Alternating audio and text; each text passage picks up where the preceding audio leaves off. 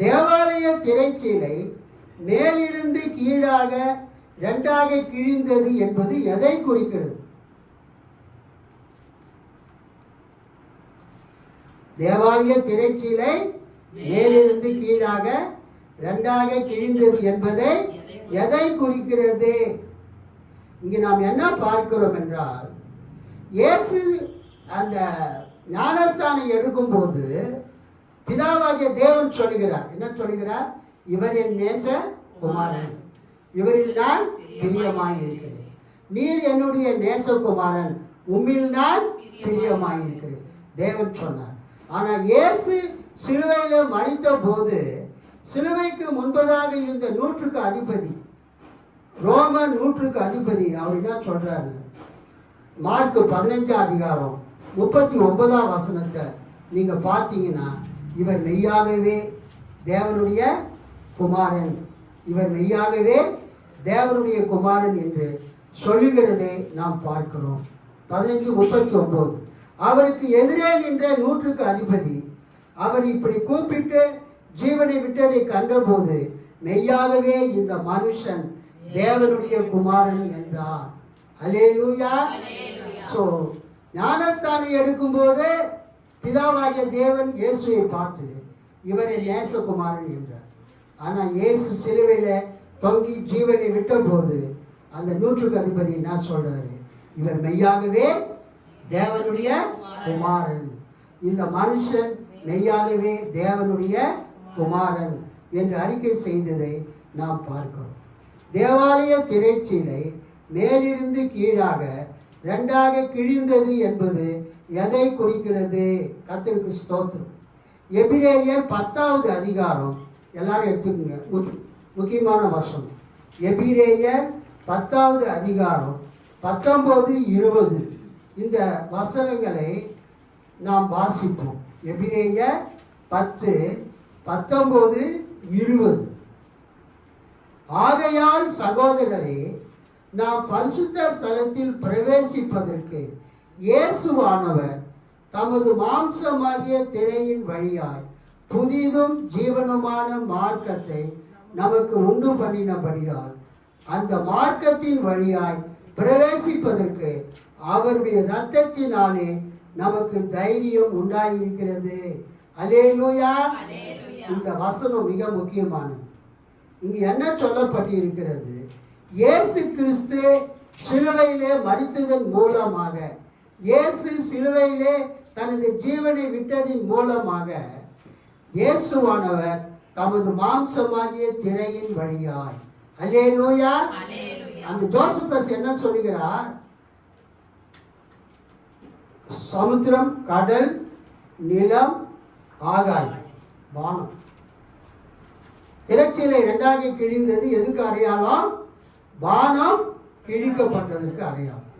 இங்கு எபிரேய ஆசிரியர் என்ன குறிப்பிடுகிறார்?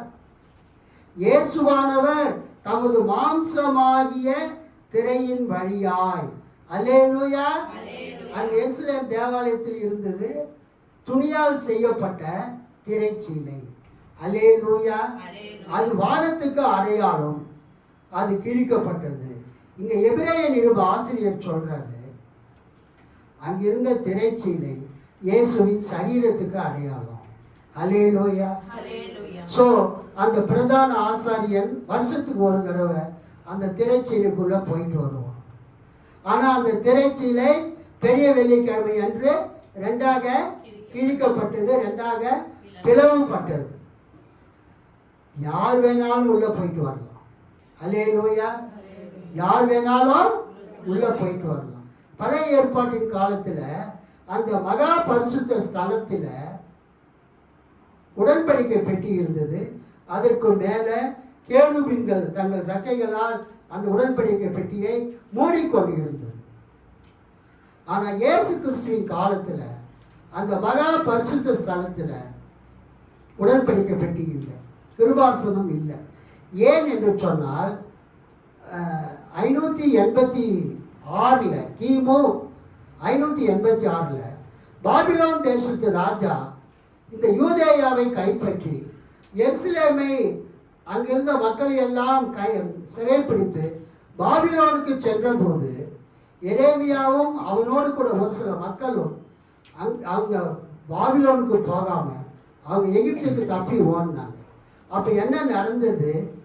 எரேமியா தீர்க்கதரிசி உடன்படிக்கை பெட்டி, அந்த உடன்படிக்கை பெட்டி வந்து பாபிலோனியர்கள் கையில் மாட்டிக்கக்கூடாதுன்னு சொல்லி அதை அவர் எடுத்து ஒரு குகையிலே மறைத்து வைத்தார். அல்லேலூயா. அந்த குகையிலே மறைத்து வைத்த பிறகு அவர் எகிப்துக்கு போனார். எகிப்திலேயே அவரை கல்லெறிஞ்சி அவரை சாகடித்து விட்டார். அவர் திரும்ப பாலஸ்தீனத்துக்கு யூதாவுக்கு திரும்பி வரல, யூதேயா தேசத்துக்கு. அப்போ என்ன நடந்ததுன்னா, பாபிலோனுக்கு போனவங்க 70 வருஷம் பொறுத்து திரும்பி வந்தாங்க. திரும்பி வந்தவங்களால எரேமியா தீர்க்கதரிசி அந்த உடன்படிக்கை பெட்டியை எந்த இடத்துல எந்த குகையில் மறைச்சி வச்சாருன்னு அவங்களால கண்டுபிடிக்க முடியல.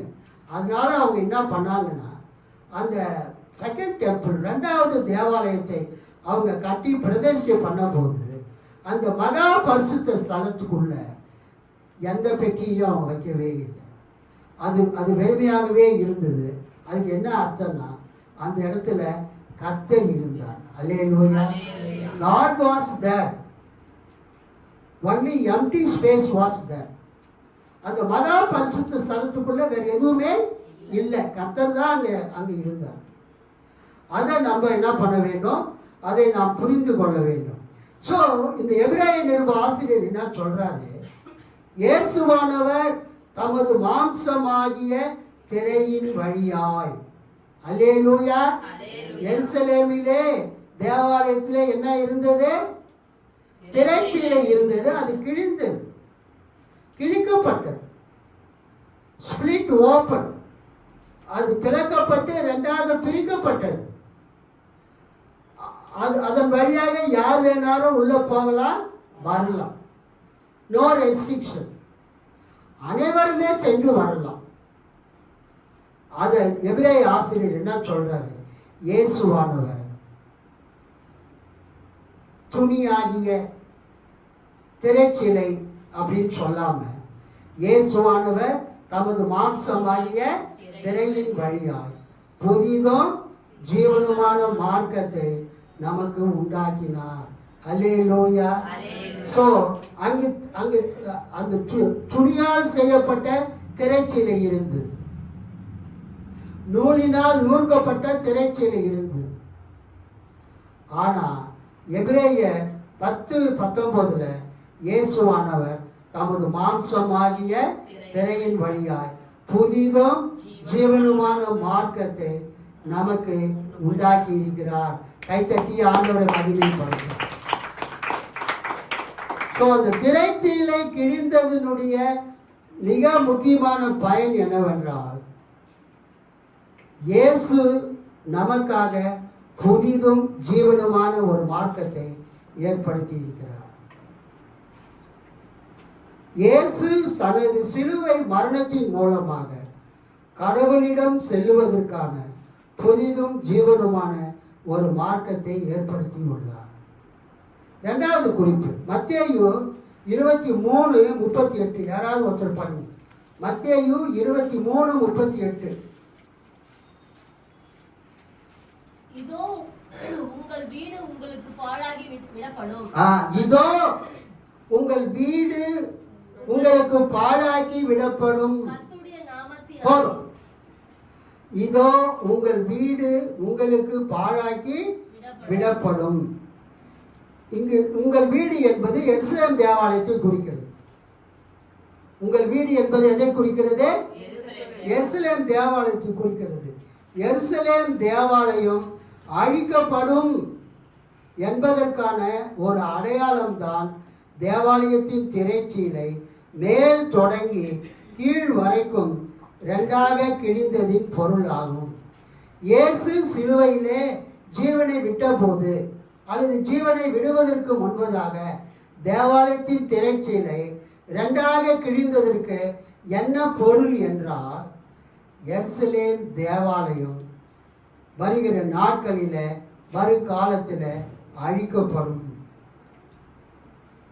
அதுக்கு இயேசு சொன்ன வசனம் மத்தேயு 23:38. இதோ உங்கள் வீடு, அதான் உங்கள் ஜெப வீடு, உங்கள் ஆலயம் உங்களுக்கு பாழாக்கி விடப்படும். இயேசு சொல்லி ஒரு 40 வருஷம் பொறுத்து தோராயமாக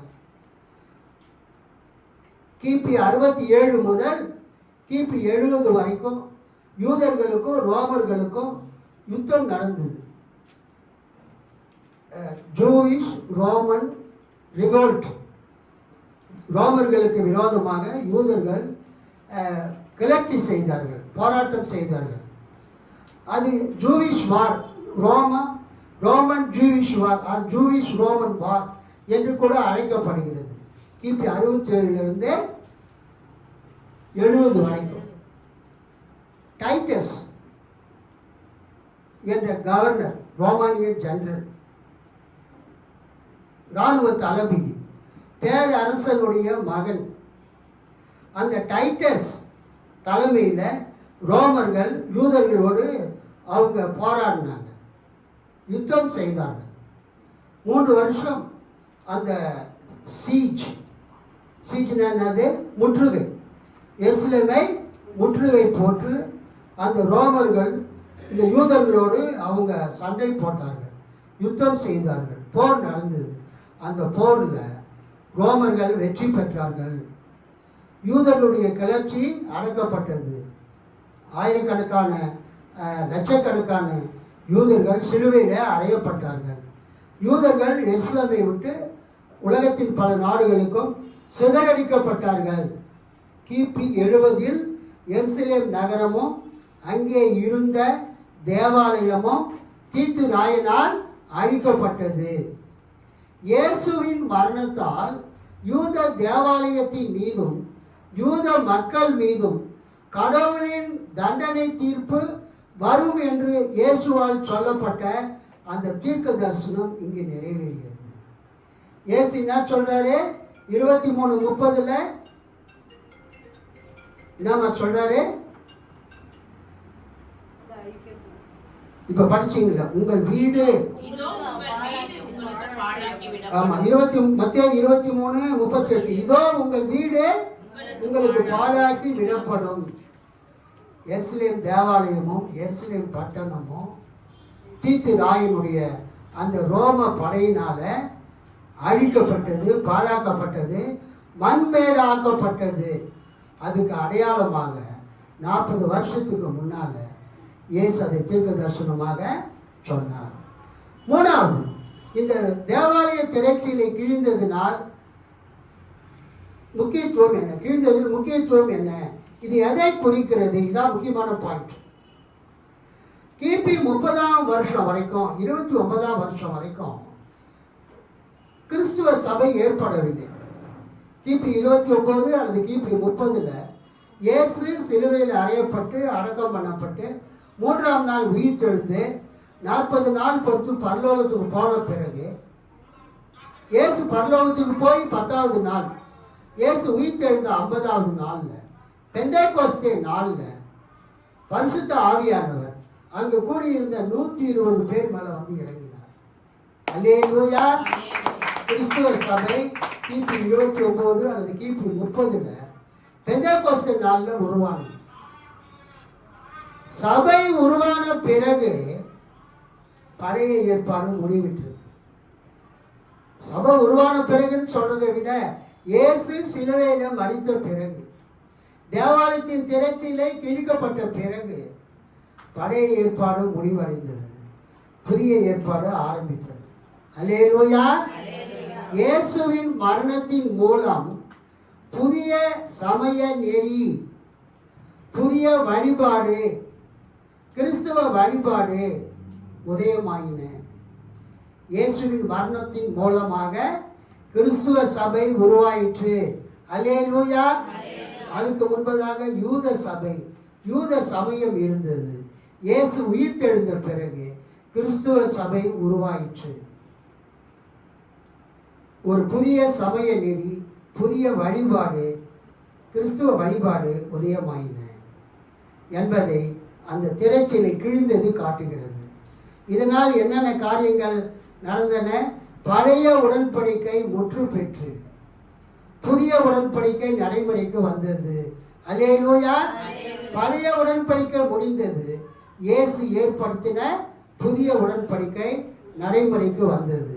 பழைய ஏற்பாட்டு பலிகள், பழைய ஏற்பாட்டு காணிக்கைகள், பழைய ஏற்பாட்டு பண்டிகைகள், பழைய ஏற்பாட்டு ஆராதனை முறைகள், பழைய ஏற்பாட்டு ஆசாரியத்துவம் அனைத்தும் முடிவுக்கு வந்தது.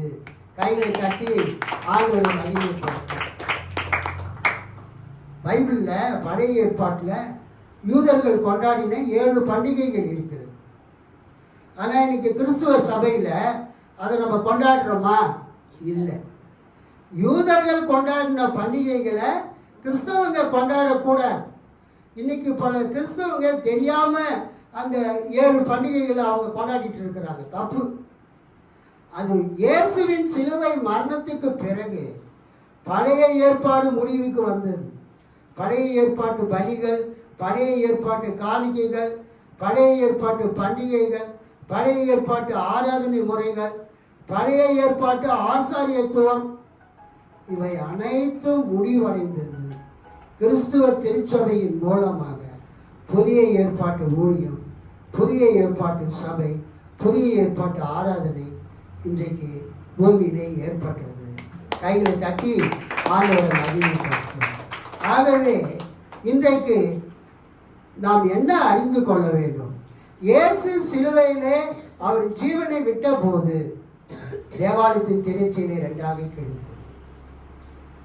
அல்லது ஜீவனை விட்ட பிறகு கிழிந்ததுன்னு சொல்றாங்க மத்தேயும் மார்க்கும். ஆனால் லூக்கா சொல்றாரு தேவாலயத்தின் திரைச்சீலை கிழிந்த பிறகு இயேசு ஜீவனை விட்டார். எப்படி இருந்தாலும் இயேசு ஏற்படுத்தின புதிய உடன்படிக்கை, புதிய உடன்படிக்கையின் மக்களாக கிறிஸ்தவர்களாக நாம் இருக்கோம். பழைய உடன்படிக்கையில் ஒன்லி விருத்த சேதனம் பண்ணப்பட்டவங்க தான் தேவனுடைய பிள்ளைகள். ஆனால் இயேசு ஏற்படுத்தின இந்த புதிய உடன்படிக்கையில் யாரெல்லாம் இயேசுவை விசுவாசித்து ஞானஸ்தானம் பெற்று கிறிஸ்துவ திருச்சபையில் சேர்ந்து இயேசுவை வழிபடுகிறார்களோ, வணங்குகிறார்களோ, அவர்கள் அத்தனை பேரும் புதிய ஏற்பாட்டு தேவ மக்கள். அல்லேலூயா. புதிய ஏற்பாட்டு தேவனுடைய பிள்ளைகள், இயேசுவின் ரத்தத்தால் மீட்கப்பட்டவர்கள். இந்த உலகத்தில் இருக்கிற அத்தனை பேர்களும் தேவனுடைய சபைக்கு வரலாம். அல்லேலூயா. இயேசுவை விசுவாசித்து ஞானஸ்தானம் எடுத்து கர்த்தருடைய பிள்ளைகளாக மாறலாம். இந்த செய்தியின் மூலமாக கர்த்தர் நம்ம கொடுத்த இந்த வாக்கு தத்துவத்திற்காக நாம் எல்லாரும் கையில கட்டி ஆண்டவரை மகிமைப்படுத்தலாம். கர்த்தர் உங்களையும் என்னையும் தேவனுடைய மக்களாக மாற்றி இருக்கிறார். ஆமென். கர்த்தருக்கு ஸ்தோத்திரம். ஆமென்.